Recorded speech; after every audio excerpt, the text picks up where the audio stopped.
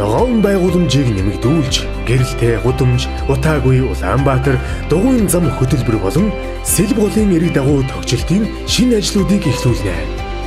Нийтийн эзэмшил, орон сууц, гэр хорооллын гудам талбайд 910 ширхэг гэрэлтүүлэг хий. Сэлб голын эрэг дагуу тогтчлтын ажил хийж, бичил цэцэрлэгт хүрээлэн байгуулна. Дугуйн зам хөтөлбөрийг хэрэгжүүлж эхэллээ. Гандан орчмын гэр хорооллыг аялал жуулчлал, түүхэн өв соёлын төв болгон хөгжүүлэх ажил хийгдэж байна. Хоггүй, хашаагүй, тоглог, эко, эрүүл Улаанбаатар хот болох ажил өрнөж байна. Хамтдаа бүтээн байгуулалтанд оролцож байгаа нийслэлийн иргэн таньда баярлалаа. Өнгөрсөн 5 дугаар сарын дундуур Монгол улсын ерөнхий сайд Эрдэнэт бүгд найрамдах Хятад ард улсын дарга Си Цзиньпиний урилгаар тус улсад албан ёсны айлчлал хийж нэг бүс, нэг зам олон улсын хамт ажиллагааны дэд түвшний чуулга уулзалтад оролцсон. Тэрээр айлчлалынхаа үеэр албан ёсны олон яриа хэлцэл хийсний нэг нь бүгд найрамдах Хятад ард улсын төрийн зөвлөлийн ерөнхий сайд Хи Кацянтай хийсэн албан ёсны хэлэлцээр юм.